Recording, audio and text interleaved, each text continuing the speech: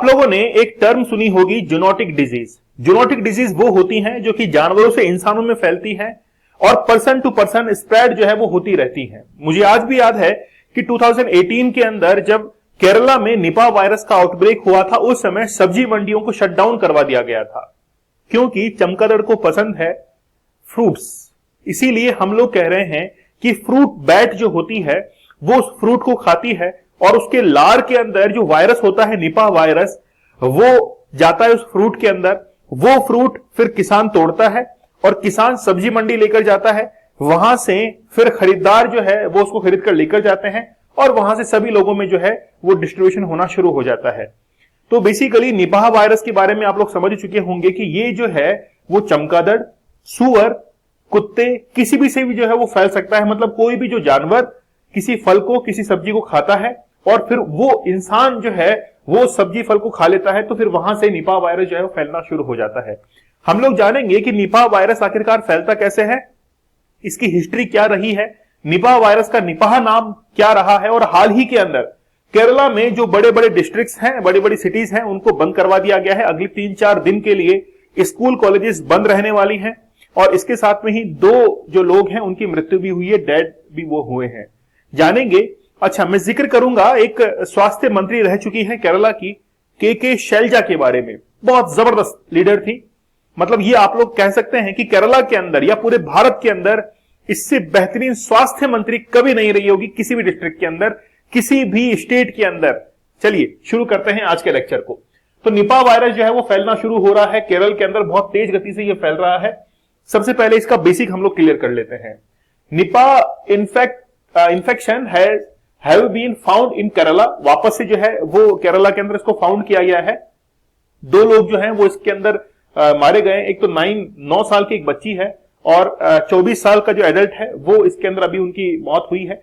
Treatment चल रहा था। वो फर्स्ट विक्टिम जो है वो बताए जा रहे हैं। कोझिकोड जो क्षेत्र है, कोझिकोड जो इलाका है, वहां पर बहुत तेज गति से ये फैलना शुरू हो चुका है। इसके साथ में ही जो मेन सिटीज है जहां पर स्कूल कॉलेज वगैरह रन कर रही हैं, वहां पर जो है उनको शट डाउन करवा दिया गया है। तो Nipah virus does not spread as quickly as कोविड-19। कोविड-19 जो है वो बहुत तेज गति से स्प्रेड होता है, लेकिन निपाह वायरस कम तेज गति से स्प्रेड होता है, लेकिन काफी डेडली है निपाह वायरस। ठीक है। According to the World Health Organization, the overall global case fatality rate of Nipah virus estimated at 40% to 75%। मतलब इसके बढ़ने की जो दर है वो आप लोग देख सकते हैं कि 40 to 75% जो है वो ये तेजी से स्प्रेड होता है, अपने संख्या में वृद्धि करता है। लेकिन ये निपाह वायरस इंफेक्शन है क्या? यहां पर एक टर्म लिखी हुई है जूनोटिक डिजीज। जूनोटिक डिजीज हम लोग उनको कहते हैं, कोई भी बीमारी है जब वो जानवरों से इंसानों में फैलना शुरू हो जाती है तो जूनोटिक डिजीज हम लोग उसको कहते हैं। और यूपीएससी स्टेट पीसीएस के अंदर ये टर्म जो है वो बहुत बेहतरीन तरीके से यूज की गई थी।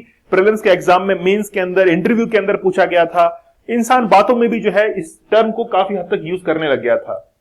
अब देखिए, ये ट्रांसमिट होता है डायरेक्टली, पर्सन टू पर्सन जो है वो जब कांटेक्ट में आता है तो ये स्प्रेड होना शुरू हो जाता है। सिम्टम्स क्या होते हैं ये आप लोग थोड़ा सा देखिएगा। सिम्टम्स जो है जैसे चक्कर आना है, उल्टी आना है, फीवर हो जाती है, उस समय आपका जो शरीर है वो बिल्कुल ये मान लीजिए निढाल हो जाता है, कोई भी आपके बॉडी के अंदर कोई भी पावर रहती ही नहीं है, चक्कर आना शुरू हो जाते हैं। तो ये जो है वो बेसिकली इसके ब्रीदिंग के अंदर आपको प्रॉब्लम आना शुरू हो जाती है, वॉमिट होती है, उल्टी होती है, ये इसके सिम्टम्स हैं।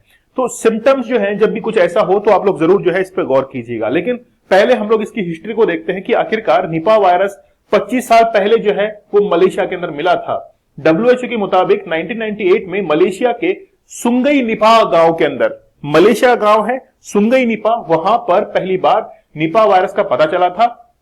इसी गांव के नाम पर इसका नाम जो है वो निपाह वायरस पड़ा है, आप लोग इसको जरूर याद रखिएगा।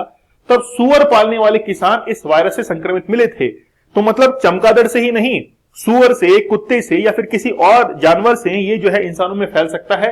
मलेशिया मामले की रिपोर्ट के मुताबिक पालतू जानवरों जैसे कुत्ते, बिल्ली, बकरी, घोड़े से भी इंफेक्शन जो है फैलने के मामले सामने आए थे।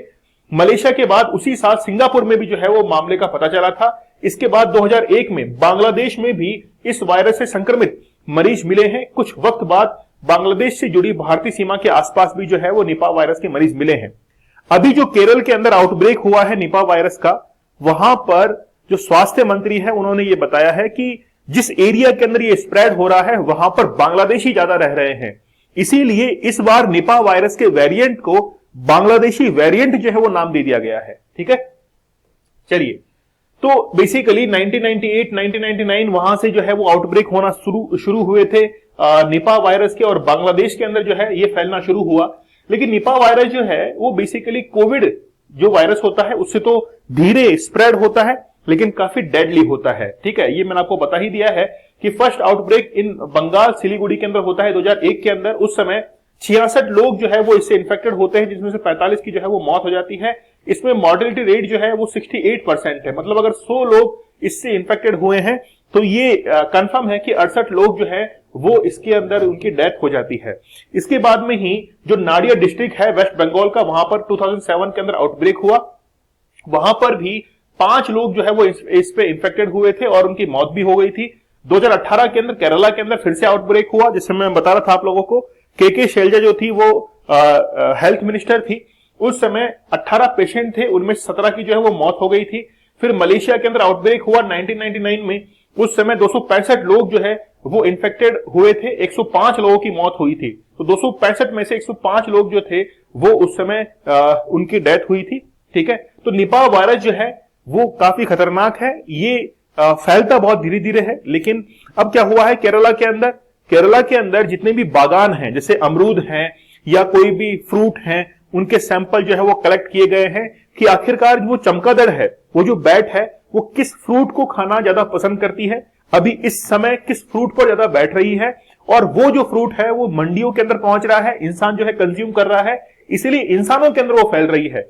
ये जो है निपा वायरस वो बेसिकली चमगादड़ की लार के अंदर, ठीक है, या फिर उसके पेशाब के अंदर हो सकता है।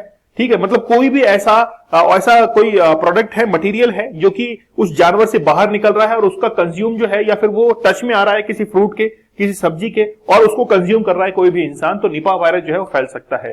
तो ये पर्सन टू पर्सन जो है वो फैलता है। तो थोड़ा सा आप लोग इसके बारे में ध्यान रखना, क्योंकि हो सकता है ज्यादा ये स्प्रेड होता है, तो इसके सिम्टम्स को आप लोग बहुत अच्छे से देख लीजिएगा। और इसमें घबराने की जरूरत नहीं है, आपको जो है थोड़ा सा धैर्य के साथ में, पेशेंस के साथ में काम लेने की जरूरत है। के शैलजा जो उस समय हेल्थ मिनिस्टर थी 2018 के अंदर, उन्होंने कहा कि हमने तो पहली बार फेस किया था, इस बार जो है वो थोड़ा सा कंट्रोल इस पर पाया गया है। पहले तो हम लोगों ने फर्स्ट बार फेस किया, फाइंड करने में बहुत समय लग गया था, और उस समय जो है हमको इलाज करने में भी काफी समय इसमें लगा था। लेकिन इसका कोई भी जो है वो अभी तक कोई टीका वगैरह, कोई भी वैक्सीन वगैरह नहीं है, इसका इलाज जो है वो बचाव ही है। चलिए, ये टॉपिक जो है वो आप लोगों के जहन से क्लियर हुआ होगा। आप लोग विजय कोड को यूज कीजिएगा। जो भी यूपीएससी के लिए मेंस के आंसर राइटिंग कर रहे हैं उनको विजय कोड यूज करना है। आप लोग को आंसर राइटिंग करनी है, जिससे आप लोगों को 50% डिस्काउंट और एक्स्ट्रा 30% डिस्काउंट जो है वो मिल जाएगा विजय कोड के यूज करने से। बहुत बेहतरीन फैकल्टी जो है वो आपकी लाइव कॉपी को चेक करेंगे। मिलते हैं आप लोगों से अगले सेशन में, तब तक के लिए धन्यवाद। थैंक यू, जय हिंद।